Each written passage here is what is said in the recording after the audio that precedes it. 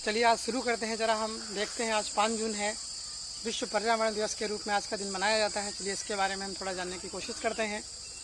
जानते हैं कि आखिर आपने सुना होगा कि हमें ये सब दिवस क्यों मनाने की आवश्यकता पड़ती है। आखिर क्या कभी इसके पीछे तथ्य जानने की कोशिश करी है कि आखिर इन सब चीज़ों को हमें ज़बरदस्ती क्यों कहना पड़ता है कि आप ये करिए, आप जल दिवस मनाइए, आप विश्व पर्यावरण दिवस मनाइए, आप ये दिवस मनाइए। इसके पीछे का लॉजिक क्या है? आखिर क्यों हमको कहना पड़ता है कि आप ये मनाइए? क्यों इंसान जागरूक नहीं हो रहा है? इसलिए तो आप जानते हैं कि इंसान दिन प्रतिदिन बहुत स्वार्थी होता चला जा रहा है। वह अपने स्वार्थ के लिए कुछ भी करता चला जाता है।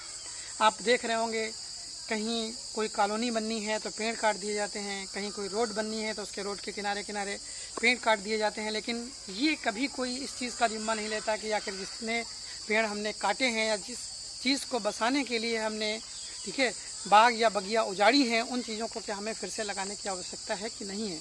अगर नहीं लगाएंगे तो दिन पर दिन इस तरह से विश्व इसी समस्याओं से जूझता चला जाएगा।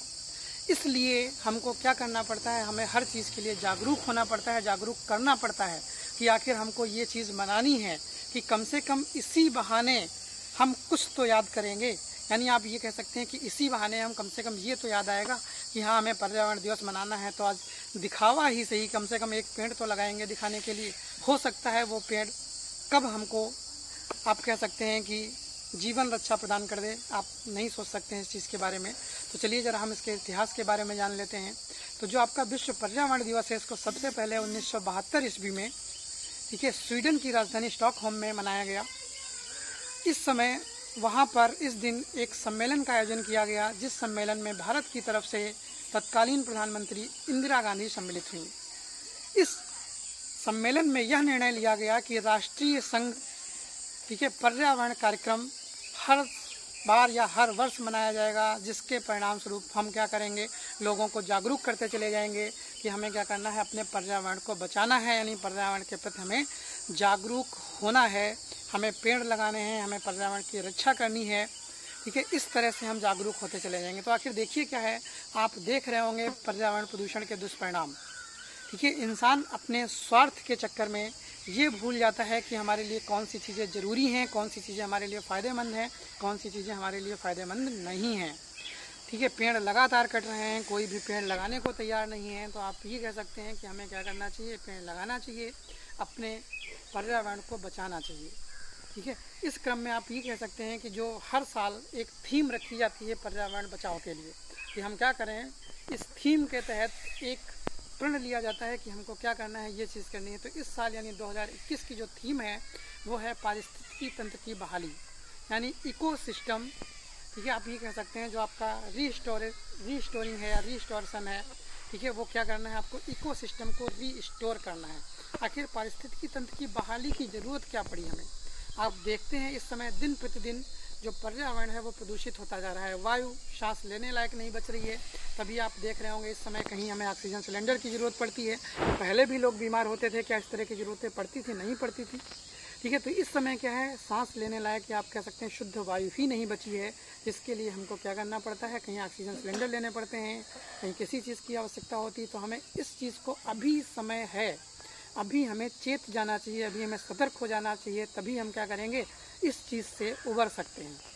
आप ये कह सकते हैं कि जैसे दिन प्रतिदिन देखा जाता है कि हमें क्या करना है, पर्यावरण को अपने बचाना है, इन चीज़ों में यानी आप देख रहे होंगे दिन प्रतिदिन कहीं टेम्परेचर बढ़ता जा रहा है, कहीं गर्मी बढ़ती जा रही है, मौसम सब बेमौसम होते चले जा रहे हैं, ठीक है। गर्मियों में कहीं बरसात होती है, कहीं जाड़ों में जाड़ा नहीं पड़ता है, बरसात के सीज़न तक गर्मी होती चली जाती है, यानी बारिश के नाम पर कुछ बचा ही नहीं है।